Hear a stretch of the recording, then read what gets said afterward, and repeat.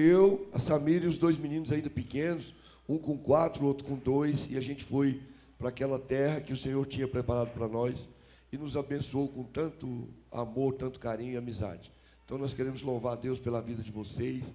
A gente tem se afiado ao longo desses anos todos, quantas coisas a gente passou junto, e eu louvo a Deus pela sua vida, da Fabiana, dentro desse contexto de todos os amigos aqui. Vocês já tiveram muitas possibilidades de desistir de nós, mas, no entanto, não o fizeram, porque o Espírito Santo falou através de vocês e de tantos outros amigos que estão aqui conosco hoje. Louvado seja Deus pela vida de vocês. Amém? Vamos estender as nossas mãos, abençoar a vida desse casal. O Galvão e a Fabiana têm sido bênção no nosso ministério. Esse homem é um homem plantador de igrejas, as raízes dele é para cima. Quando a gente pensa que ele poderia ficar um pouquinho mais quieto, aí ele inventa de estender a região, aumentar a área de afetação, firmar as estacas, estender as tendas. Isso é maravilhoso, e você nos inspira. Eu tenho um pouquinho disso aí também, e graças a Deus por isso. E nós queremos orar pela sua vida, pela sua casa. Senhor Deus e Pai, muito obrigado, Deus, pela vida do Galvão e da Fabiana, pela casa deles, seus filhos, ó Deus, a sua descendência. Nós te louvamos, ó Deus, pelo que o Senhor tem feito na vida do Galvão e da Fabiana, ó Deus, no nosso Ministério Sal da Terra. Te louvamos, ó Deus, pelo entusiasmo, a convicção, ó Deus, o espírito de empreendedorismo que o Senhor tem derramado na vida dessa casa. Nós te louvamos, ó Deus, porque o Senhor ainda tem muito para fazer através dessas vidas. Te agradecemos, ó Deus, porque o Senhor tem levado a bom termo tudo que o Senhor começou na vida deles, desde lá no início, na época da nossa juventude. Ó Deus, nós vemos, nós testemunhamos o que o Senhor tem feito, o que o Senhor tem empreendido através da vida do Galvão e da Fabiana. Nessa manhã nós te pedimos que o Senhor derrame sobre a vida deles, ó Deus, a sua graça, a sua misericórdia. Ó Deus, que o Senhor multiplique mesmo na vida deles agora, ó Deus, os dons, para que eles manifestem através da sua palavra, daquilo que vai ser ministrado nessa manhã ao coração de cada um de nós. Nós agradecemos em o nome de Jesus, Senhor. Amém. Graças a Deus.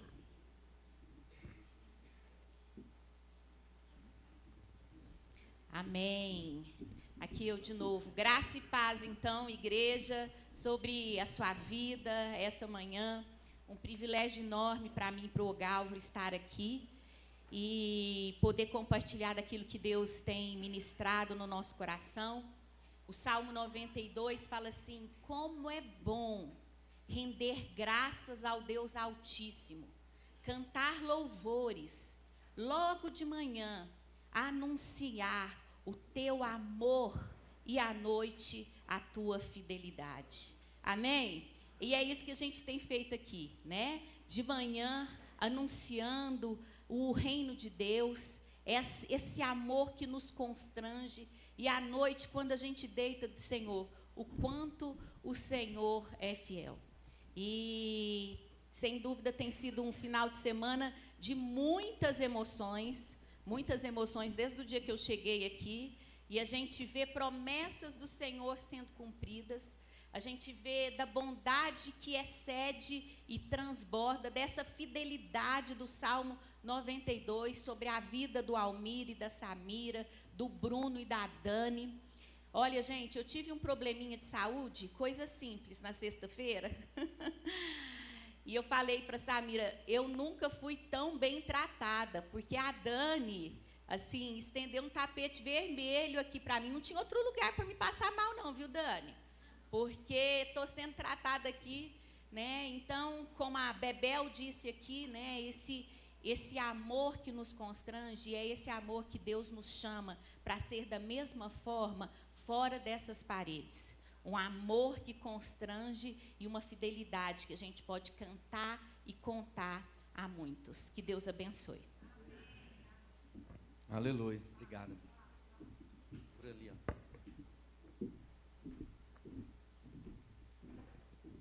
Que bom estarmos aqui, né, nessa manhã gostosa, fresquinha, para poder celebrarmos juntos, cantarmos louvores, repartirmos a oração, pensarmos em levar essa mensagem para pessoas que ainda não conhecem. Como é bom conhecer esse amor que mudou a nossa vida e como é responsabilidade de cada um de nós de compartilhar aquilo que de Deus recebemos. Então, uma das coisas que nós devemos sempre nos apegar, né, lembrar, é que aquilo que recebemos da parte de Deus não é apenas para nós. O homem e a mulher de Deus cumprem o seu propósito, não é apenas desfrutando daquilo que Deus reservou e deu a cada um de nós. O homem e a mulher bem-sucedida são aqueles que, entendendo o que Deus já proporcionou, repartem, né? Então, o nome da nossa comunidade já diz tudo, né? Sal da terra. O sal só cumpre o propósito na vida do outro. E muita gente pensa que sal é tempero, mas na verdade sal não é tempero. Orégano é tempero. Detesto orégano. Porque tudo que você põe orégano vira o quê? Gosto de orégano. Você põe gente que tem orégano no feijão, tem gente que põe orégano na pizza, aí vai ficando tudo com gosto de orégano. O sal não. O sal destaca, potencializa o sabor daquilo no qual ele é colocado. Então, alface não fica com gosto de sal. Alface fica o melhor alface. Né? Carne não fica com gosto de orégano, né? Fica com gosto de carne. Então, o que é o sal da terra? O sal da terra é quando a gente coopera para que o outro seja o melhor outro possível. Ou seja, não é para tornar o outro como eu sou, mas para que o outro possa viver tudo aquilo para o qual Deus o criou. Então, nós cumprimos o nosso propósito quando ajudamos a outros a viver toda a plenitude que Deus tem para eles. Então, quando a gente está pensando em hospitalidade, que foi falado aqui, isso é parte de ser sal. Quando você a recebe, quando você acolhe, talvez a gente imagina que a mensagem, né, é o louvor que vai trazer cura, às vezes é um abraço de quem está recebendo. Às vezes tudo que a pessoa está precisando não é ouvir mais uma mensagem, mas é o abraço que materializa a mensagem que ela ouviu. Então, na nossa vida, nós devemos entender que há um processo de Deus, e esse processo chama-se o quê? Maturidade, né? Então, se eu quero ser um homem maduro, uma mulher madura espiritualmente, eu preciso encontrar esses dispositivos ou essa jornada que me ajudam, que me elevam ao lugar que Deus tem para mim. Muita gente, infelizmente, segue infantil na sua fé. Tem muita gente que pensa, porque às vezes o versículo lá diz assim: se você não receber o reino de Deus como uma criança, você não pode entrar no reino dos céus. E é verdade. Mas depois o apóstolo Paulo diz assim: você que já é maduro, deixa as coisas de menino para viver aquelas de gente grande. Então, na nossa jornada, há um momento que eu deixo de ser criança. E isso chama maturidade espiritual. Quem quer ser maduro espiritualmente aqui? Levanta a mão, fala: eu quero. Então, isso precisa entender a rota de Deus, né? Como Deus vai usar situações e circunstâncias para me levar a viver tudo aquilo que Ele tem para mim. Como eu vou deixar de ser essa pessoa infantil, de dizer que ninguém gosta de mim, eu não tenho amigo. Quando eu entendo que eu sou amigo de quem? Qual foi o meu passo na direção? Qual foi o meu esforço? A criança não, a criança emburra, a criança vai para longe, a criança entra para dentro do quarto, a criança arruma um culpado, né? Então, eu não sou amigo porque as pessoas não me recebem. Ao invés de pensar, bom, eu preciso receber alguém na minha vida, eu preciso promover na minha vida.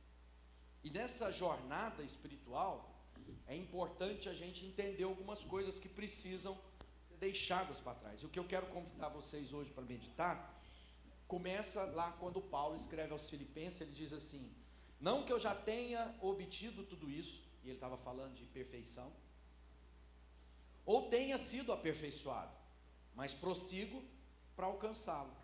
É Filipenses 3, no verso 12. Pois para isso também fui alcançado por Cristo Jesus. Irmãos, eu mesmo já tenho alcançado, mas uma coisa eu faço, esquecendo-me das coisas que ficam para trás e avançando para que estão adiante, prossigo para o alvo, a fim de ganhar o prêmio do chamado celestial de Deus em Cristo Jesus. Todos nós que alcançamos maturidade devemos ver as coisas dessa forma. E se de algum aspecto vocês pensam de modo diferente, isso também Deus esclarecerá. Tão somente vivamos de acordo com o que já alcançamos.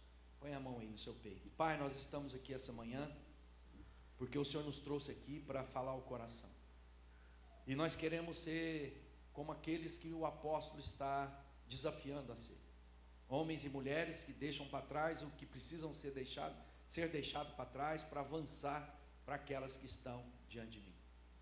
Por isso, ó Pai, abra os olhos do nosso coração, para que essa manhã nós sejamos transformados pela presença maravilhosa do Teu Espírito em nós. Amém. Amém. Uma coisa que me chama a atenção no texto, né? O apóstolo Paulo era muito objetivo, né? Às vezes a gente olha para o Paulo era alguém, de alguma forma, que tinha muito claro a vocação, chamado, propósito, né? E ele percorria essa jornada, né? Ele escreve depois, olha, eu cumpri a carreira, eu guardei a fé. Então Paulo está dizendo, há um objetivo, há um lugar que me orienta.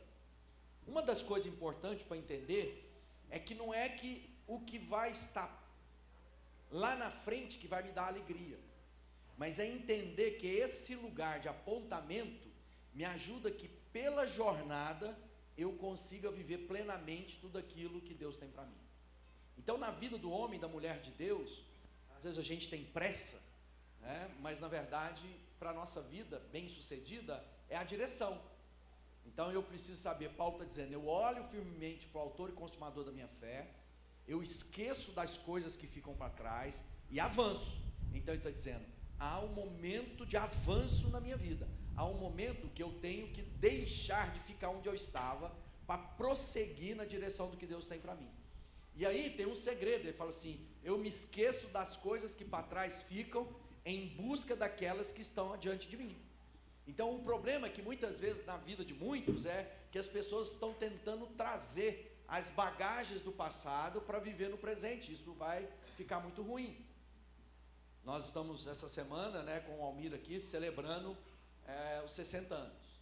E nesses momentos normalmente, né, e ele contou aqui que nesses 37 anos de jornada com algum desses amigos que estavam aqui, foram muitas coisas boas vivenciadas. O problema é que quando as pessoas chegam no momento da vida, e a única coisa boa que ele tem, são as coisas que ficaram para trás. Isso vai esmagar o ser, isso vai destruir o coração. E a gente está vendo muita gente saudosista, porque vive uma vida ruim aqui e agora. Então ele busca no passado algo para alegrar o coração. Mas a gente viu aqui o que? Apesar da jornada, nós nos alegramos hoje.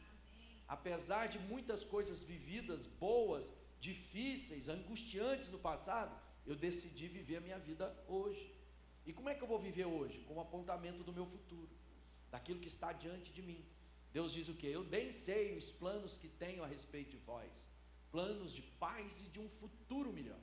Ou seja, nós estamos olhando para Jesus, entendendo a nossa identidade nele, e a partir daquela identidade, eu prossigo, e eu deixo coisas para trás. Às vezes você não está recebendo novas bênçãos de Deus, porque você está tão apegado às bênçãos do passado, que Deus diz assim, lança fora da tua mão, deixa isso para trás, tem coisa melhor. Não, eu não vou deixar isso aqui, deixa que eu tenho coisas melhores. E aí a gente vai carregando coisas que Deus disse que é para deixar para trás. E como é que a gente começa a ter essa maturidade que o Paulo está dizendo? Primeiro é entendendo isso. Depois, a gente vai encontrar o quê? Eu vou falar 4 pontos hoje. 4 coisas que vão te ajudar nessa jornada. A primeira é a palavra de Deus. Ou seja, a referência para nós são as Santas Escrituras.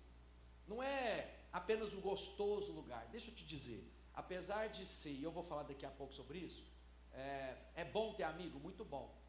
Mas se for um amigo errado, vai dar ruim demais.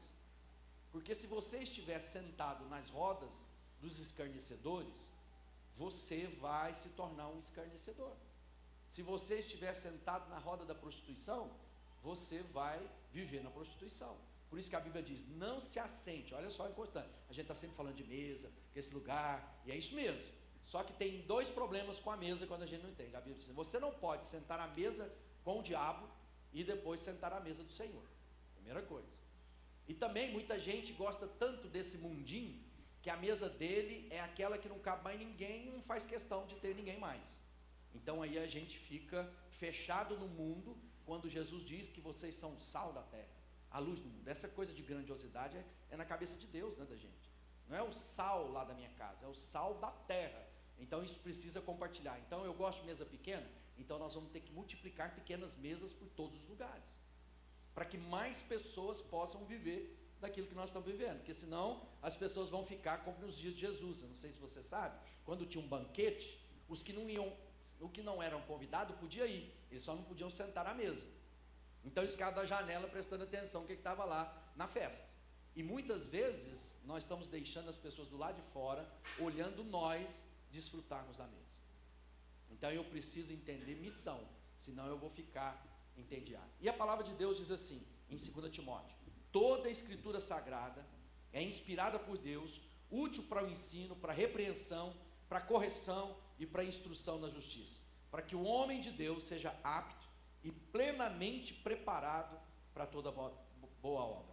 Em Hebreus diz assim: porque a palavra de Deus é viva, eficaz, mais cortante de que qualquer espada de 2 gumes, penetra ao ponto de dividir alma e espírito, juntas e medulas, e apta para discernir os pensamentos e os propósitos do coração.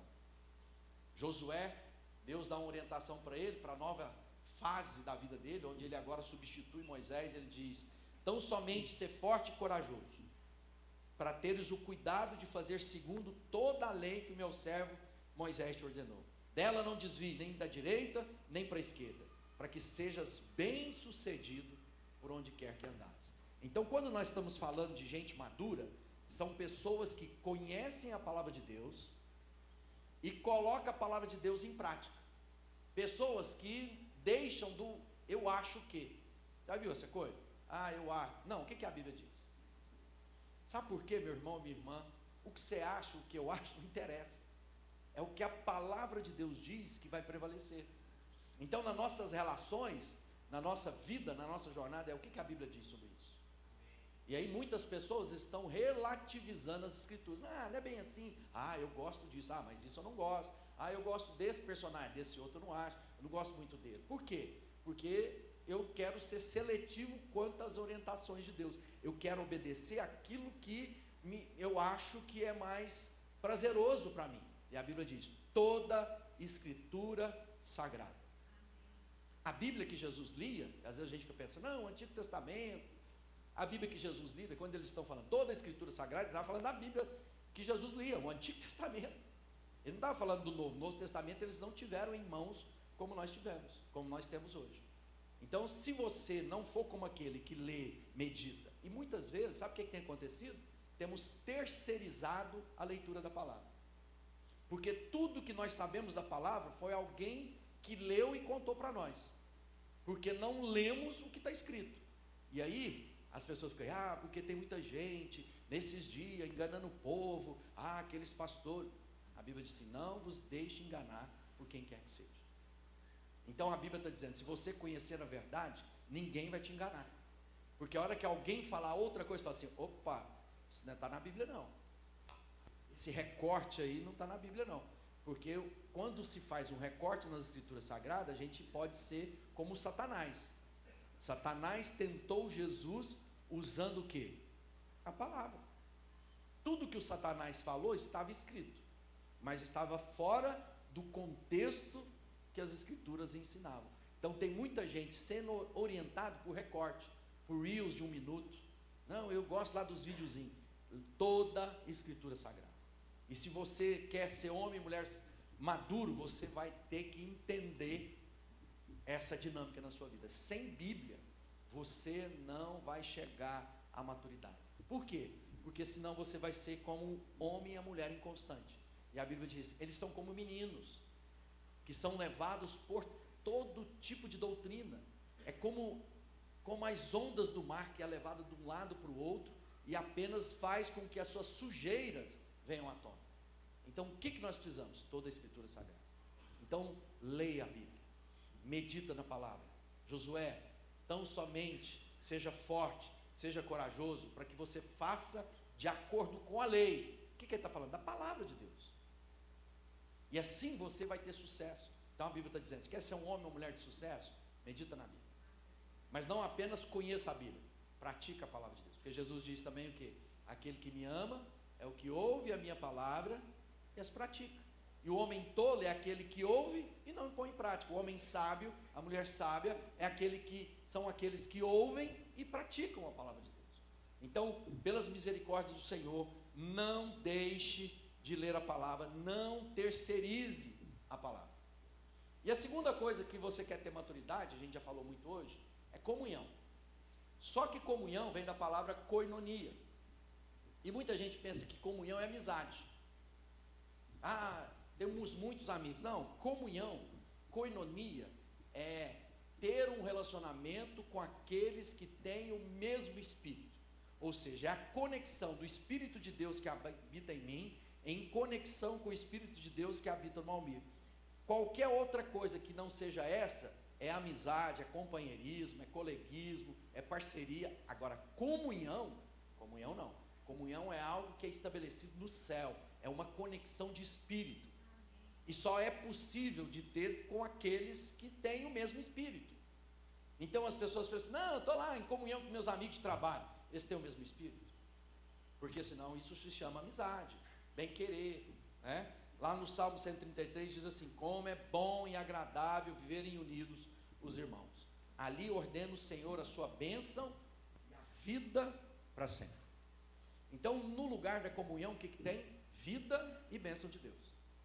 Então, muitos de nós não estão desfrutando de toda a plenitude, e aqui vai uma exortação, porque muitas vezes a gente pensa que frequentar as nossas reuniões, seja ela qual for, aqui na casa de alguém, seja grande, seja pequena, isso é suficiente. Não, é preciso conexão. Por isso que tem muita gente, eu brinco lá na nossa igreja em Uberlândia, entra e sai há anos e nunca conheceu o nome de alguém, de ninguém.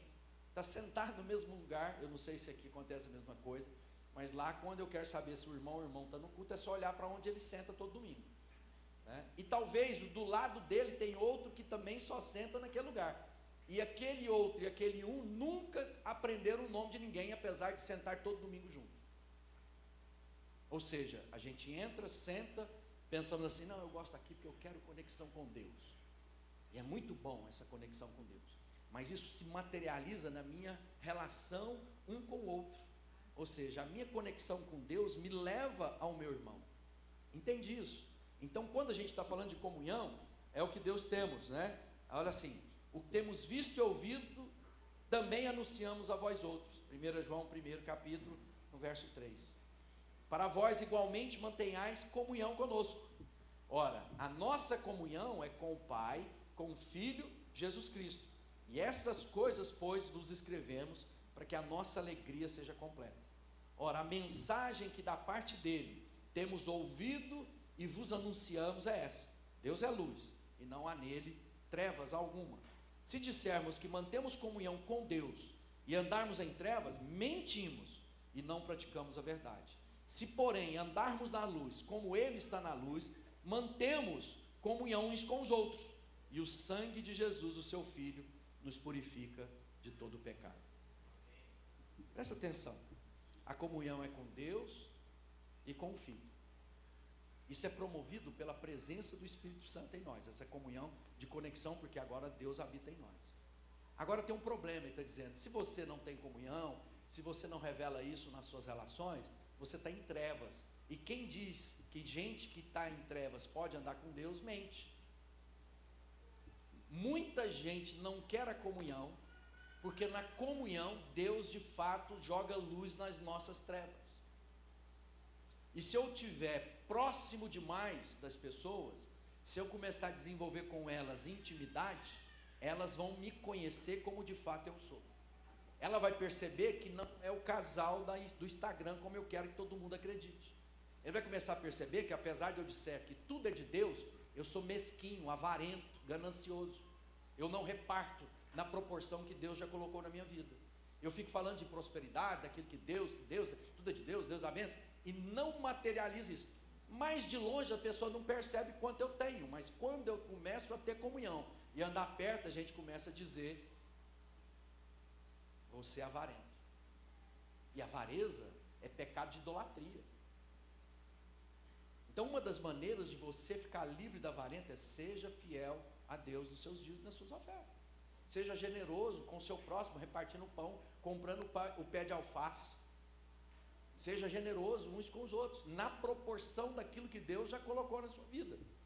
Mas muitas vezes a gente não quer ter comunhão, porque isso vai jogar a luz na pessoa vingativa que eu sou. De longe ninguém vê. Então muitas pessoas não querem a intimidade, porque não querem que as pessoas o conheçam sem maquiagem, sem a chapinha no cabelo. Porque de longe todo mundo parece bonito, todas as coisas parecem bonitas, mas de perto conhecemos como as coisas são.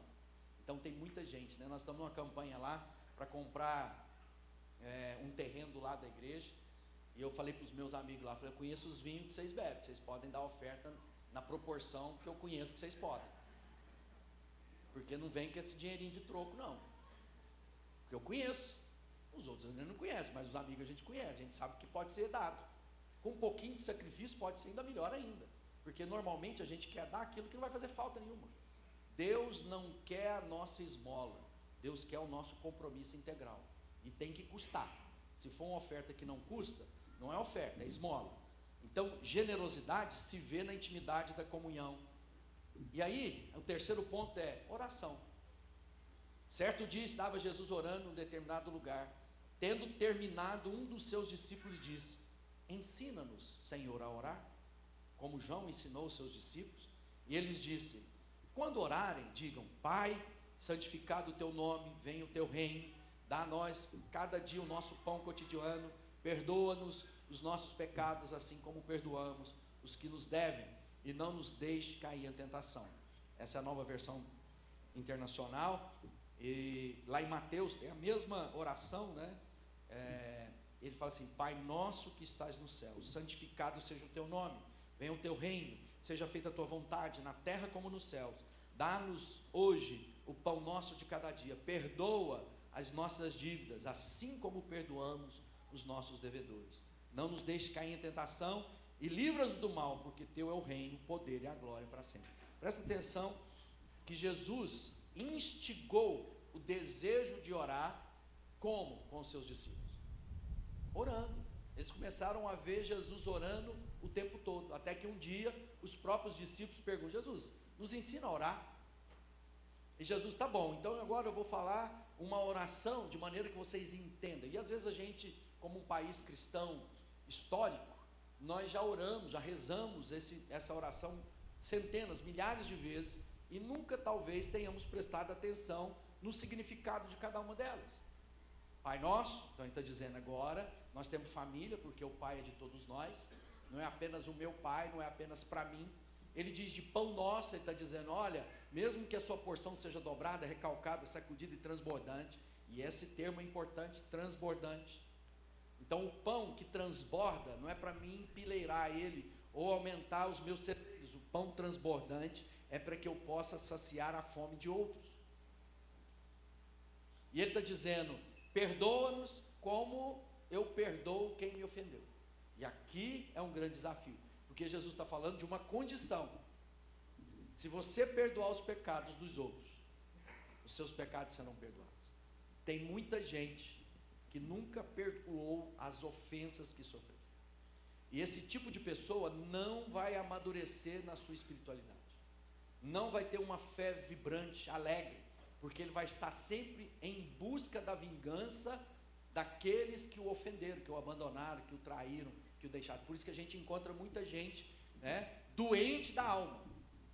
E nós estamos vivendo em dias com muita gente doente da alma. E a Bíblia diz assim, enquanto me calei, enquanto não confessei o meu pecado, os meus ossos apodreciam dentro de mim. Então tem muita gente apodrecendo por dentro, porque não liberou perdão.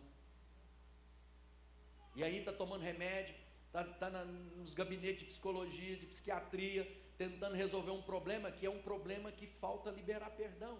Você pode tomar o tanto de remédio que você quiser, pode ir no melhor terapeuta, você pode fazer exercício, não é isso? Ah, está meio depressivo? Então, primeira coisa, exercício físico. Aí depois, melhora a alimentação. Aí vai. São projetos da alma. E às vezes o problema não está no corpo e na alma, o problema está no espírito. Porque há falta de perdão. E não apenas do que me ofendeu, mas também de pedir perdão daqueles que eu ofendi. de confessar o meu pecado. Quer ser maduro? Confessa o seu pecado. E aqui tem um detalhe. Muita gente confessa. Ah, isso para resolver? Ó, pequei, me perdoa. Mas a Bíblia diz assim: se você se arrepender e confessar o seu pecado para Deus, você vai ser perdoado. Mas se você não se arrepender, não adianta você confessar.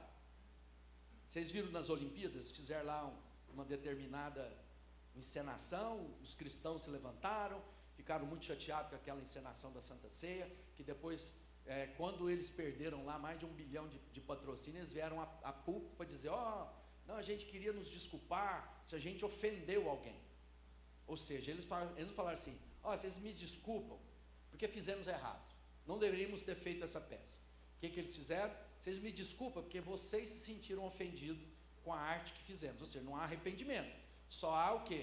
Uma forma de não perder o dinheiro do patrocínio que estava destinado. Então, tem muita gente confessando pecado porque quer o dinheiro de volta.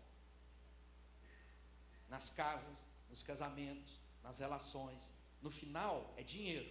E a Bíblia diz que o amor ao dinheiro, não o dinheiro, o amor ao dinheiro é a raiz de todos os males.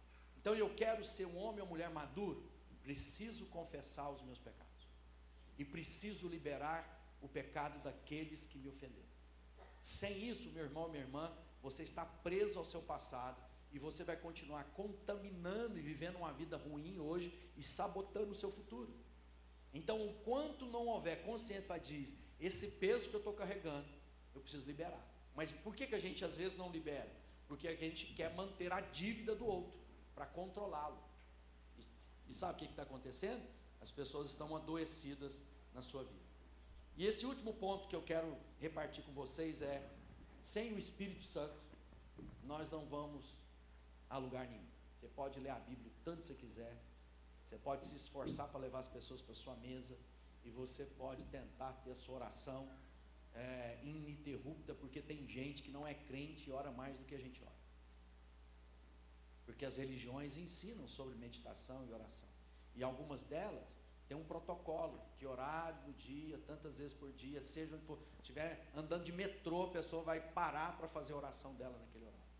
Então, tudo isso só tem sentido se eu tiver compelido e movido pelo Espírito Santo. E aí a palavra de Deus diz assim: recebereis poder ao descer sobre vós o Espírito Santo, e sereis minhas testemunhas, tanto em Jerusalém, como na Judéia, Samaria, até os confins da terra. Então, ou seja, para mim dar testemunho, eu preciso antes ser cheio do Espírito Santo. E tem muita gente que não conhece o Espírito Santo. É uma fé intelectualizada, é uma fé racional, no sentido de que eu tenho que ver para crer, eu tenho que entender, isso faz sentido, e algumas coisas, né? Nós vivemos esse tempo da pandemia, e uma frase que ficou comum é: eu creio na ciência. Quem crê na ciência? Eu creio, até um ponto, não é verdade? Porque quem é mãe ou pai, sabe que algumas coisas que a gente fazia, protocolos com os filhos no primeiro filho, depois do terceiro você já mudou. Você fala assim: então agora não dá mais como a gente estava. Agora a medicina desenvolveu e entendeu que aquilo que nós estávamos fazendo não era tão bom. Vimos isso na pandemia. Quantas coisas que eram protocolos da ciência, e depois a própria ciência diz: bom, entendemos errado, porque é teste. Andar sobre as águas não é científico. E Jesus andou sobre as águas. Fazer a estéril ser mãe de filho, fazer com que um homem velho, já amortecido, impotente, ou seja, Deus é Deus de milagre, e o Deus que nós servimos opera no ambiente do milagre. Quem crê em milagres aqui? Eu creio em milagres. Então significa o quê? Que se não for o Espírito Santo a me convencer, apenas a minha matemática não vai resolver. E é o Espírito que testifica no nosso espírito.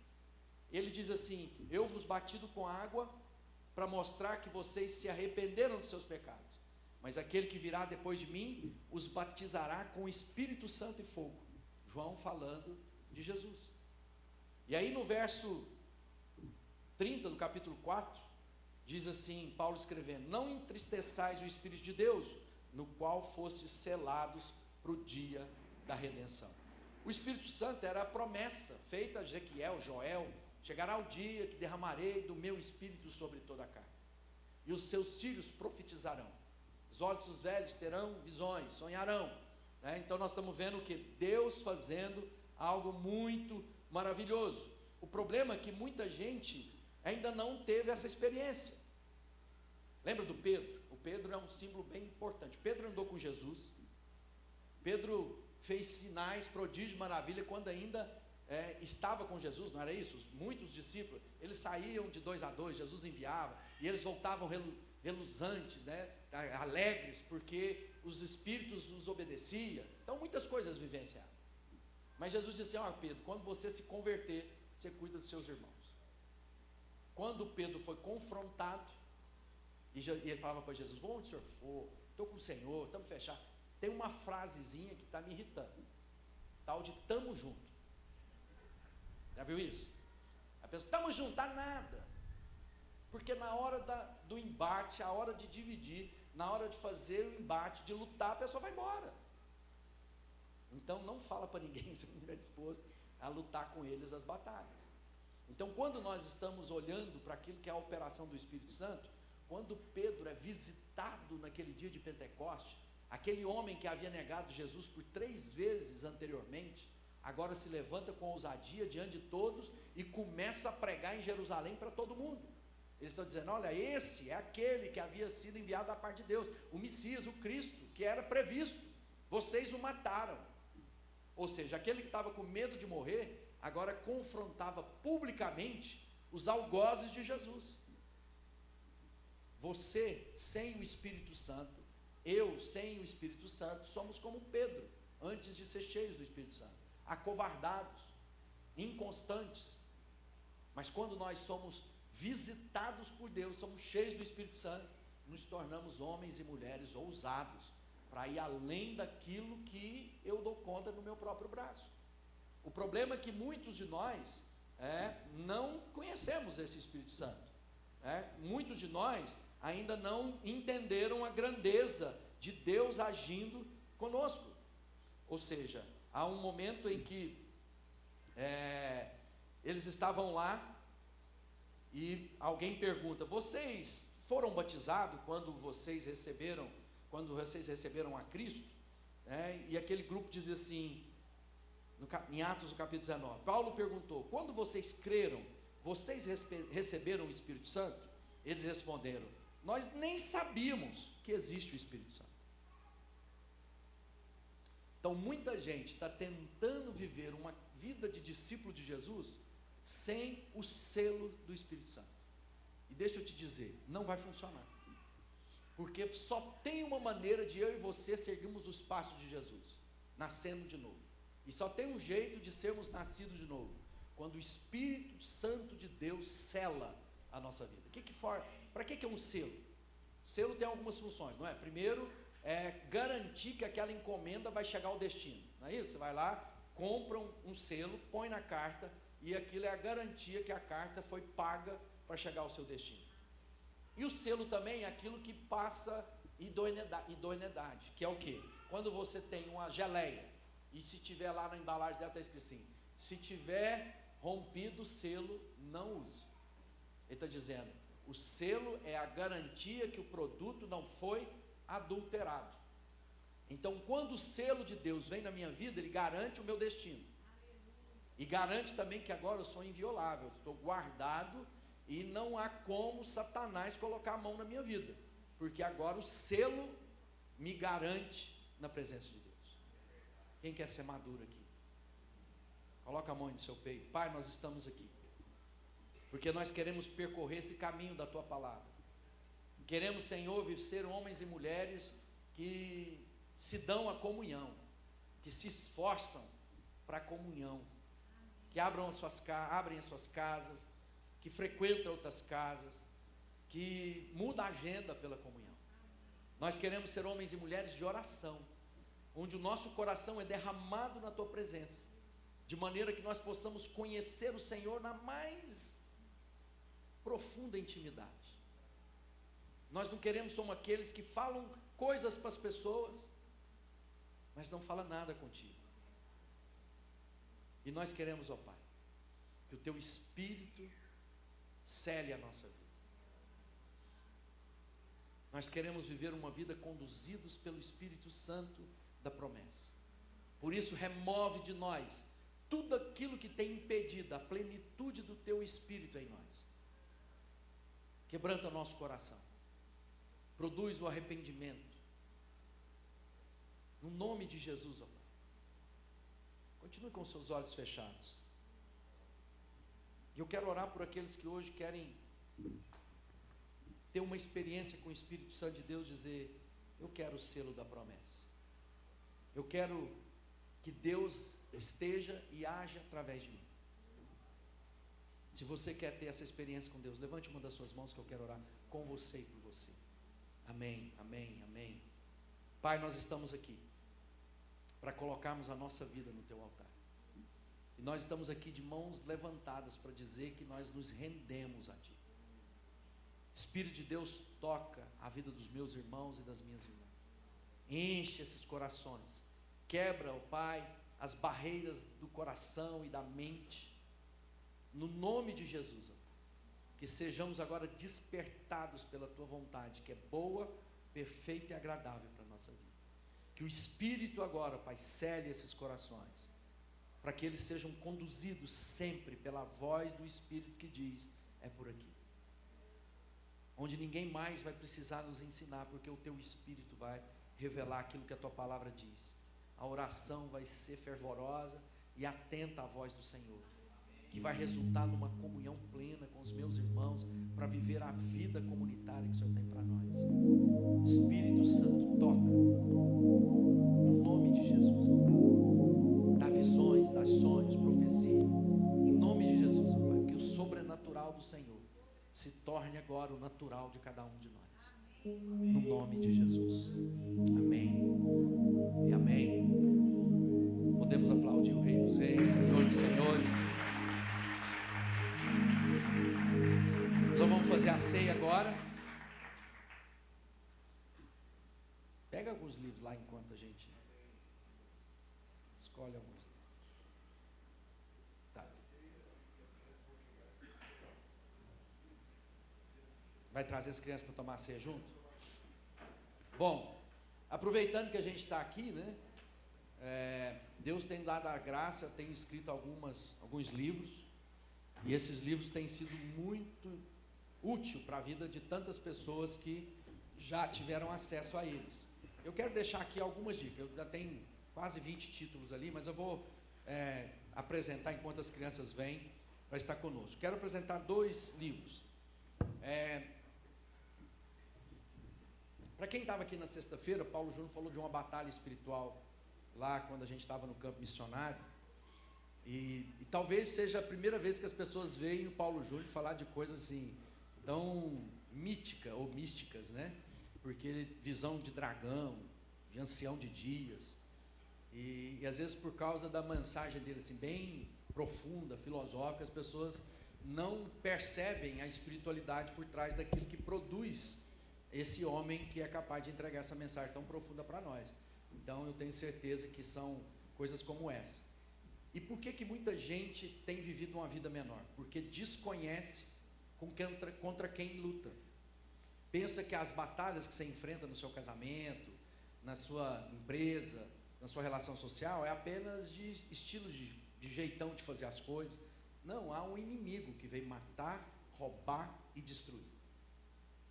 Então, sem esse discernimento que há um dragão, que há uma mensagem que nos faz vencê-lo, você pode ser derrotado. Então tem 2 livros. Esse aqui é um livro que fala sobre batalha espiritual, e nós fomos na Espanha anos atrás, e eu ficava perplexo de como um boi de mais de 500 quilos perde para um cara de 50 quilos, porque os toureiros são bem fininhos e magrinhos. E você vai entender como o diabo faz para derrotar muitos cristãos, porque ele cansa. Eles preparam o touro à exaustão, e tem muita gente exausto na sua vida, simplesmente porque está lutando contra a capa, pensando que o inimigo é a capa, e aí a gente pensa que são as pessoas. E esse aqui é um livro de corpo fechado. Na pandemia muita gente começou a falar essa coisa de proteger, de guardar a vida, E há muitas mandingas, né? Muitas simpatias. Se a gente fizer isso, fazer aquilo. E aí eu falo aqui sobre como você pode ter o seu corpo fechado com a armadura de Deus que Paulo fala lá em Efésios, né? Guardar a mente com a capacete, a couraça da justiça, né? Tudo aquilo que Deus colocou, a espada, o escudo da fé. Então você pode aprender. Esses dois livros falam de batalha espiritual. Esse aqui é o Wake Up, que é o mais recente. Nesse momento que nós estamos falando de inteligência artificial, mundo digital, como navegar nisso, e ele é a partir de uma reflexão, usando o filme Matrix, a série Matrix, que fala lá, muitas coisas que estão lá, são profecias que se cumpriram mais recentemente. Às vezes a gente não tem noção, né, como Deus usa os roteiristas, os poetas, as músicas. A gente fica falando sobre a cultura, presta atenção, o que a canção popular está cantando é o gemido da sociedade que nós estamos inseridos. Então a música sertaneja que tomou a nossa nação, é o gênero mais tocado, fala normalmente a um mote, né? É dor do amor, do abandono, daquilo que não deu certo, da traição. É um clamor do povo por um amor verdadeiro. E quem conhece esse amor verdadeiro? Só os cristãos.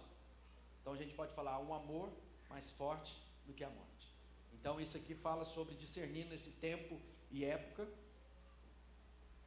E aí, esse aqui, sabe esses 4 tópicos que eu falei? Aqui no livro eu falo de 4 estágios, que é como você pode prosseguir para chegar à plenitude de Deus.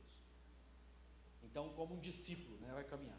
E esse aqui é o melhor deles, que é o da Fabiana, que é o livro dela, mais recente, e você pode adquirir ali, Vida Compartilhada, são reflexões para você parar e meditar na sua vida. Amém?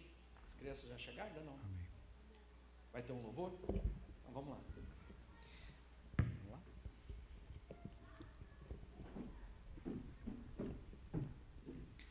Essa música ela é bem didática. E se ela é didática, acho que eu já falei isso aqui uma vez. Paulo não falou salmos, hinos e cânticos espirituais à toa, né? O que a gente vai cantar é um hino que nos faz relembrar dos elementos da ceia, que vai preparar o nosso coração, a nossa mente para esse momento. Amém? Se você quiser se colocar de pé para cantar com a gente, fique à vontade. Quiser ficar sentado, meditando, fique como Deus colocar no seu coração.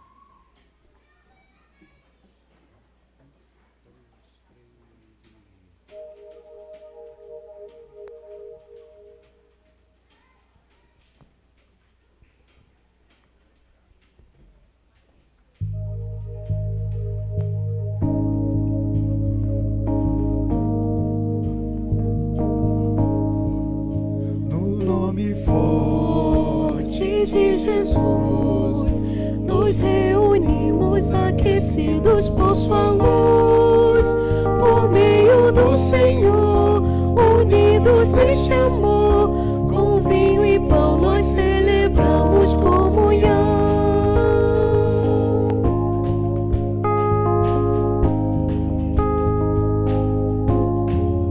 No nome forte de Jesus, nos reunimos aquecidos por sua luz, por meio deste amor, com vinho e pão nós celebramos comunhão.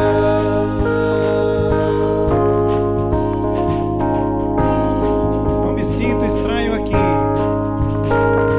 Não me sinto estranho aqui, esse é o meu lugar. No perdão que tenho em ti, aprendo a perdoar. Quem serve o vinho e parte o pão é o próprio Cristo ressurreto e nosso irmão. O Rei da terra e céus é o nosso anfitrião. Com vinho e pão nós celebramos comunhão.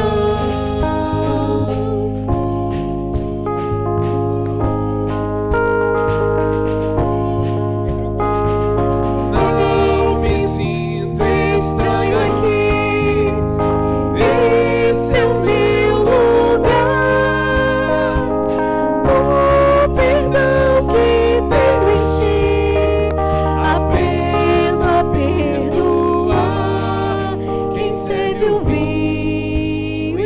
parte o pão. É o próprio Cristo ressurreto e nosso irmão. O Rei da terra e céus é o nosso anfitrião. Com vinho e pão nós celebramos comunhão. Nós celebramos comunhão.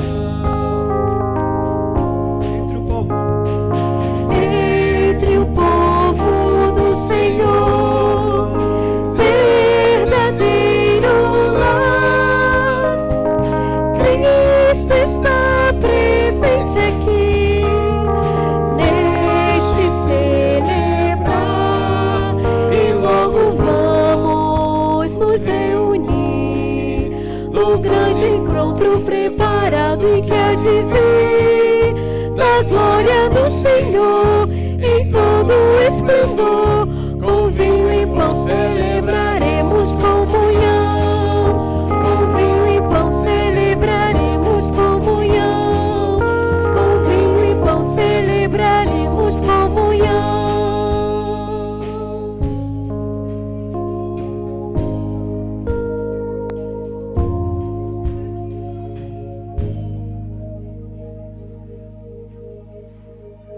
Aleluia. Já estão todos aí com os seus filhos?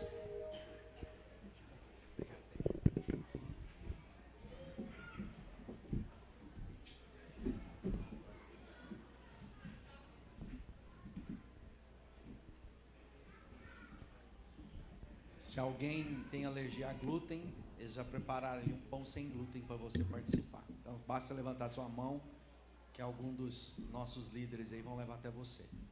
Tem ali, ó.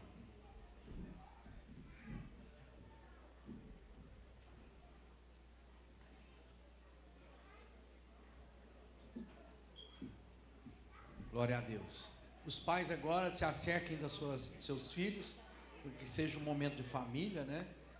Para que as crianças possam aprender pela didática, né? Nós vamos ensinando as nossas crianças, por repetição, vai aprender a esse momento. Tá levando o pãozinho aí do glúten, a gente já vai começar. Quando Jesus chegou, ele diz: eu estou ansioso para comer essa Páscoa com vocês. Na verdade, a ceia que a gente usa como referência foi o momento em que Jesus ressignificou aquela festa tão tradicional que era a Páscoa. É a celebração de quando o povo de Israel estava saindo do Egito, estavam indo na direção da terra prometida. Então Deus falou: olha, vocês vão comemorar a Páscoa anualmente. Até hoje Israel celebra isso. Aí Jesus diz: agora eu vou fazer outra coisa, vocês vão pegar a Páscoa, né, e agora isso vai ser um memorial da ceia, de uma nova e superior aliança. Que aliança é essa? A aliança que nós acabamos de aprender: derramarei do meu espírito sobre todas as pessoas. E aí ele pega o pão e diz: esse é meu corpo que foi dado por amor de vós. Fazer isso. Então lembra disso. Não é ser boa pessoa, não há esforço humano que vai terminar em Deus. É a consciência de que Jesus é o Cordeiro que tira o pecado do mundo. Isso vai fazer toda a diferença. Ele diz: esse é um memorial. Toda vez que vocês comerem e beberem, vocês estão fazendo menção até que eu volte. Isso também é uma profecia. Toda vez que nós estamos comendo e bebendo do cálice, nós estamos dizendo: estamos aguardando a volta do nosso Senhor. Amém? Eu vou pedir que você pegue seu pão. Eu vou chamar o André aqui, vou dar o privilégio, diácono André, orar pelo pão.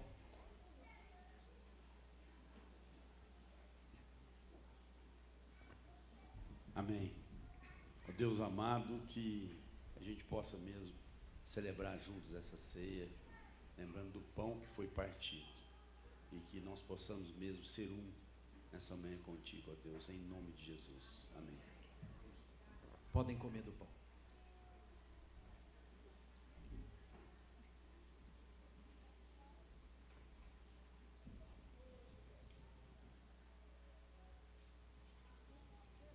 O vinho fala a respeito, aqui é o suco de uva, fala a respeito de alegria.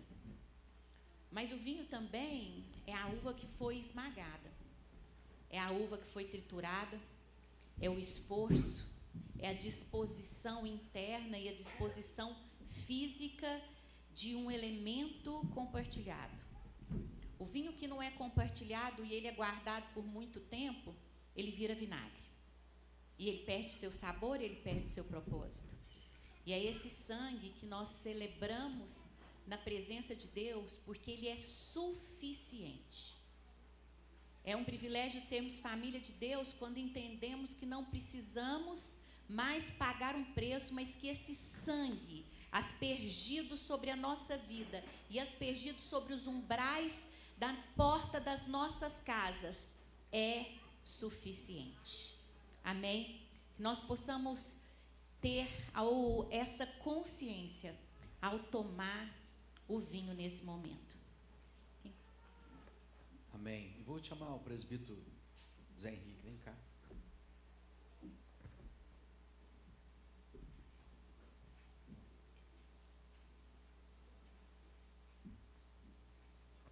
Amém, Senhor. Louvamos, Pai, pelo sacrifício de Cristo Jesus, Senhor. Pelo sangue que foi derramado, Senhor, a nosso favor, que nos limpa, que nos restaura, que nos renova, Senhor. O Senhor possa estar renovando a sua aliança com cada um de nós, Senhor, nesse dia, e trazendo teu selo sobre a vida de cada um dos meus irmãos nessa manhã, em o nome de Jesus. Amém. Levante o cálice, podem tomar.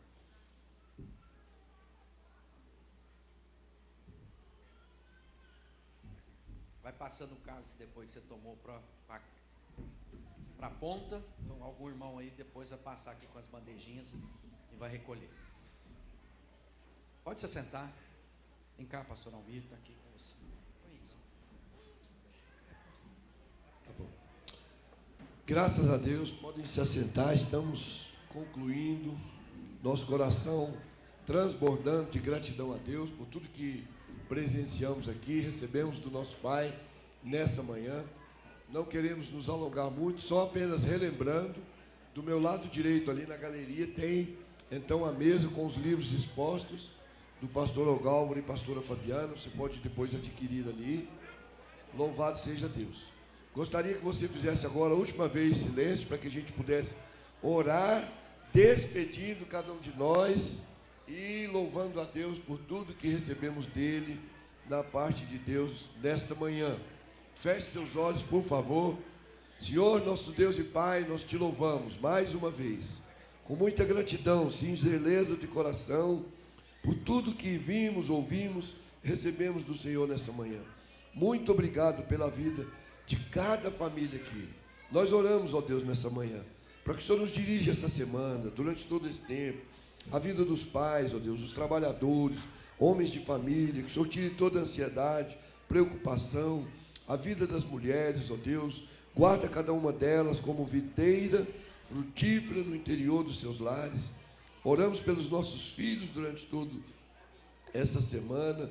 Ó Deus, nós te pedimos que o amor de Deus Todo-Poderoso, a graça de Jesus que nos justifica, ó Deus, oramos pelo Espírito Santo de Deus sendo derramado sobre cada um de nós, nessa manhã, nesse dia, nessa semana, para todos sempre, em o nome de Jesus. Amém e amém. Graças a Deus.